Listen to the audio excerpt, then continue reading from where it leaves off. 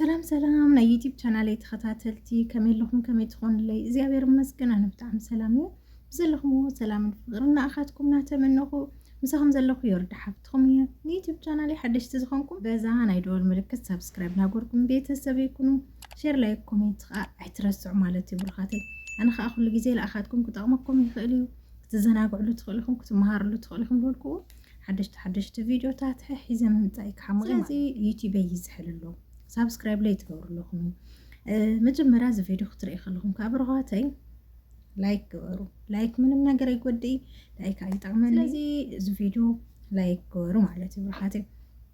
حدش تزخونكم نزي يوتيوب يتحليهم كا سبسكرايب قبروا برخاتي سبسكرايب نقولكم بيت سبيكم أنا خاخذ لجيزي لا أخوم كتاك ميلو الفوحي زحمت يا مالتي برخاتي نايم حنتي فيديونا حيزلكم لما تأخو خا بزح حواب سدد لنا دق أنستيو أحواتي مالتيو بتيك توك ناس زواوركم متى بزهز جزين رؤوا لنا سدت كفيو سدت مريرو بقى لو سدت لسدت سبازيو أفت سدت كأ بقى زن عراب هاجرت زن عراب هاجرت مدلين نقبرنا له كم دلين مالتي كم دلين إنها الخونة قلعة بتيك تاك بتيك تاك ناس زواوركم سي الخونة قلعة أمحريتيا تكتل سميها قبرة صدوم الوسدتني سبيتي الوسدتني عرب بكونترات كده قبرة صدوم زي كسر حكي يومتي كم زي كتقبر مساي يمتيك قديتها سرح يلاتني قبرة صدوم حاتيتاتني يلاتني مالت بطعمي الحزن بطعم مالت قبرة صدوم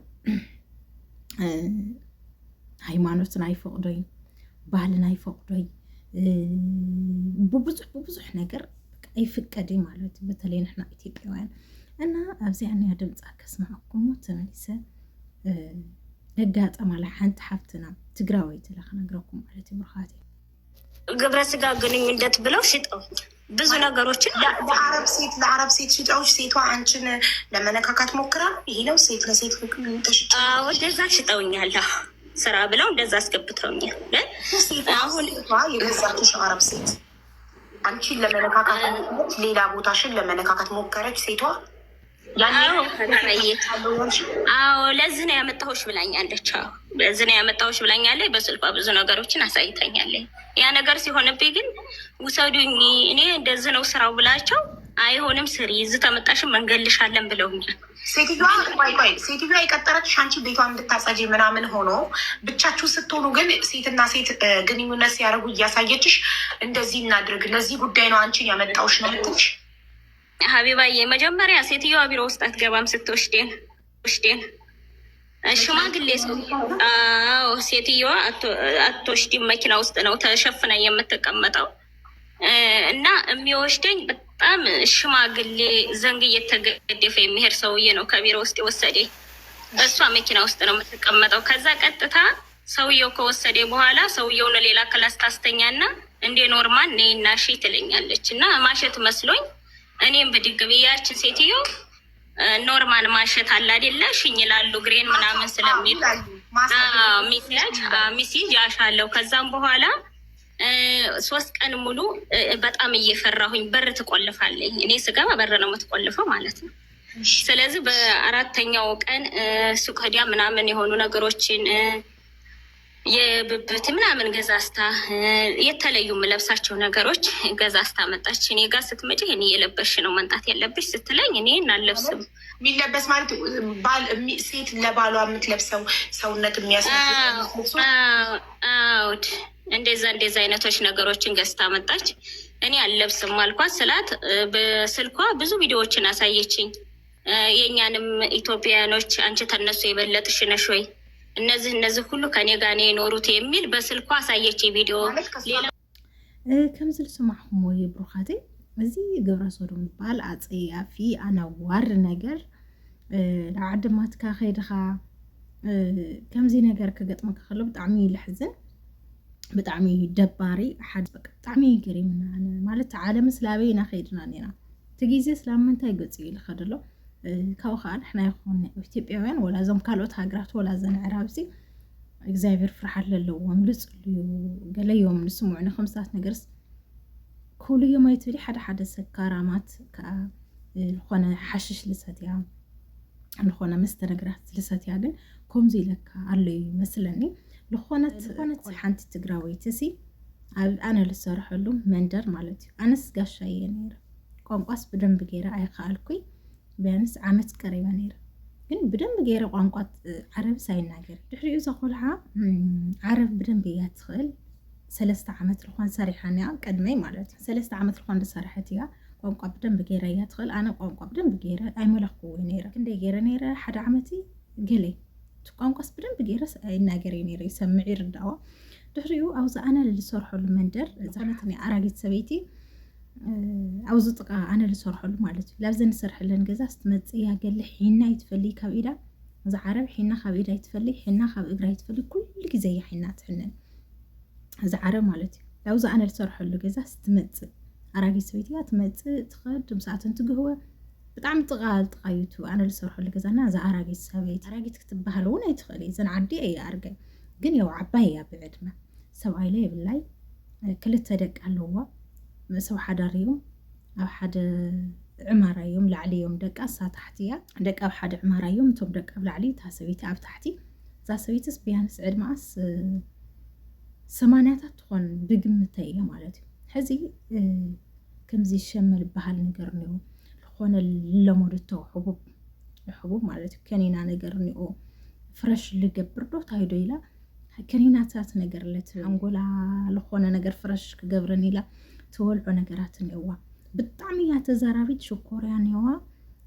በዝሒ ደምለ እኒዋ ዳፍታ ኣነ ዝሰርሐሉ ገዛ እኳ ተመፅያሲ ኣበይና ሸቃለትኩም እንታይ ትገብርላ ኮፍ ኢላ ምናምን ብጣዕሚ እያ ተሓት ተፍርሕ ንኻምዓት እያ ነይራ ድሕሪኡ እዛ ሰበይቲ እዛ ዓረብ ማለት እዩ ኣብዚ ኣነ ጥቃ ልሰርሐሉ ኣብዚ ጥቃ ኣነ ልሰርሐሉ እዛ ልብለኩም ኣለኹ እዛ ዓረብ ሰራሕተኛ ተምፅእ ብ1800 ሰራሕተኛ 3 ዓመት ልኾን ዝሰርሐት ትግራወይቲ ትመፅእ ብደንብ ጌራስ ቋንቋ ትኽእል ማለት እዩ ሰራሕተኛ ምስ ምፅአት ትግራወይቲ እያ ብደንብ ጌራ ቋንቋ ትኽእል እያ ላውዝናተይ ልሰርሐሉስ ትመፅእ እዛ ኣራጊት ሞ መስኣት ማልኣ ከምዚ ሰራሕተኛ ምፅእ ኣለ ክትብል ማለት እዩ ትማልኣ እሞ ማዕረይ ማዕዘዳ መፅእ ትግራወይቲ ድኺ ሰራሕተኛ ከም ልምፅእ እዛ ሰበይቲ ሰይፈለጥኩ ማዕዘዳ መፅእ ፈውዝ ገዛ ነይረ ኺኢለ እያ ኣንላው ዝኾናት ኣራጊት ሰበይቲ ይኽእል ብጣዕሚ እያ እንዶ ተፍርሕን ብጣዕሚ እያ ተዛራቢት ግን ትመፅእ እያ እዚ ዓረብ ግን ላፍቲ ኣነ ዝሰርሐሉ ገዛ ትመፅእ እያ ሕዚ ዝሓበሻ ኣነሲ ብቕድሚት ማለያ ኣምፅኣትኒ ካልኣይ መዓልተ እዩ ቋንቋ ላይ ይኽእል እየ ካልኣይ መዓልተ እዩ እሞ ግን እዛ ሰበይቲ ዝሓንቲ መዓልቲ ምስ ኣምፅኣትኒ ምሳይ ክትድቅስ ኢላትኒ ምሳ ደቂሰ ፍርናሽ ይባትኒ ኣብ ምድሪ ደቂሰ ንሰዓራትኒ እዋ ሽዑ መዓልቲ ብጣዕሚ ብዙሕ ነገር ናዋግዐትኒ ንሓተተትኒ ሰብኣይ ተመሪዒ ክዶ ቆልዕትኒ ክዶ ምናምን ላበለት እናሓዲራ ኢላ ኣነሲ ኮላይለ ኣይተመርዐኹ ገና እየ ናበልክዋ ብቕልዕና መሲሉ ብዙሕ ነገር ላዋግዐትኒ ድሕሪኡ ግን ኣብቲ ካልኣይ መዓልቲ ድሕሪኡ እንታይ ትብለኒ ባዕለይ ስኢሉ ክኾነ ነገርስ ሓቲታትኒ ግብረ ሰዶም ሓቲታትኒና ኣነ ክወፅእ እየ ትብለኒ እታ ዓረብ ከዓ ሰራሕተኛ ምፅያ በፍፅም እያ ለይተውፅአን በፍፅም ማለት እዩ ተትሕዘን ወይ ሞሊቆን ወይ ከም ገለ ኢለን ናዛ ሓንቲ መዓልቲ ስኡላትን ሓዲራ እዛ ካልአይቲ መዓልቲ ግን ከምዚ ኢላ ሓቲታትን ስለዝኾነት ኣነ ሎማዓንቲ ክወፅእ እየ ሓስብ ኣለኹ ወላ ተትሕዘኒ ማለት ታእያ ሓቲታት ክተእያ ክትብለኽ ኢለ እያ ኣብቲ ጓለይ ተፀሊቕያ ብጣዕሚ ተዛራቢት እያ ታሰበይት ለፍላፊት እያ እሞ ዋና ክተፍርሐኒ መዓት እያ ታሰበይትስ ብጣዕሚ እያ ተዛራቢትና ፀሊቕያ ትኾንክ ብባህርያ ተዛረቢ ተለይኮንስ ታእያ ሓቲታትኪ ማለት ታእያ ክትሓተክ ትኽእል ኢለ እያ ማርያምን ጭራሽ ኢለ እያ መንክዋ ተቆልዓ ማለት እዩ ሓደ ኣምላኽ ይፈልጦ ንሃለ ትልገጠማሲ ኣነ በፍፅም ከምዚ ደይብላ እየ ንዕራብ ኢለስ በፍፅም እያ መንክዋ ግን እሳ ምሕልብ ኢላትለይ ይነግረክ ኣለኹ ብሱር ብሓቀይ ኢላትኒ እመነይ ትእመነሲ ንሳሲ ሰበይቲ ከምኡ ልክገብራ ሓቲታትኒ ሰብኣይ ከዓ ይብላ እታ ሰበይቲ እንግዲህ ሰው ዓባይ ሰበይቲ እያ ኣራጊት ማለት እዩ ማርያምን ተቆልዓ ግን እስካብ ህዚ ሓስባ ነይረ ሓቃ ዶ ትኾን ኣሽዑ ግን ይኣመንክወ ማርያምን ይኣመንክወ ፀሊእኸ እያ ክትኾን ብባህሪክን በይ ማለት ከመይ ላይ እያ ክትብለክ ትኽእል እዛ እኮ ኣራጊት ሰበይቲ እያ እዛ ሓፍተይ ማለት ሕማቕ ነገርስ ከመይ ጌራ ክትሓተክ ትኽእል ኣራጊት ሰበይቲ ኣራጊት ዓረብ ኢለ እያ እዛ ቆልዓ ግን እመነይ ትእመነ እዛ ሓፍተይ ማርያምን ይብለክ ኣለኹ ኢላትኒ እታ ቆልዓ ግን እግዚኣብሔርን ይነግረክ ኣለኹ ከምዚ ኢላትንስ በቃ ተዳናጊፀ ይደቀስኩም ብለይ ኢለ እያ ዝገዛ ከፊተ ካብ ዝነበርና የመደቀስ ከውቱ ገዛ ከፊተ ኣብ ሳላ ሓዲረ ኣነ ግን ማሓንቲ ክወፅ እየ ወላ ተትሕዘኒ ኢላትኒ ለይትሰድድ ሰራሕተኛታት ተምፅያ ማለት እዩ ማርያምን ወይ ክትሕዘክን እየ ወይ ሹርጣ ከምፃልክን እየ ክንደይ ፈራራሕ እያ ትገብረለን ክንደይ ፈራራሕ እያ ትገብረለን ሰብኣይ ላይ ተወፅኒ ከምዚ ነገር ክገጥመካ ናብ ስደት ወፂኻ እሞ ከዓስ عندي أنا تنعرب كم زات نجر لبلا أي مثلني مالت المنتاي بتعمل صليتي أبغى زعبير فرحت للوام كم غيره يلوسرم مالتي قل كم زي نجر يقعد مين مثلا استرجما كفتم تسديسنا له منين عدوي بالعلي تناس ناس بتعمل زعبير عملت تعستي عدلنا سدت لنا بسلام كعدنا يملسنا لك نوى سلام سدت زيزي እግዚአብሔር ወድ እብልሲ عدنا يملسنا أبورت مرير ناس تسجيل سألنا يلمس كمستات كسمع خل خبيث لي بطعمي خاصة بطعم مالتي أنا لما عند فيديو زيادة مسني رابروخاتي سبسكرايب نقولكم بيت سبيكم شير لايك كومنتي ترسو لما عند فيديو زيادة مسني را لايك باي باي ما تصار فيديوز كان رخو تشاو تشاو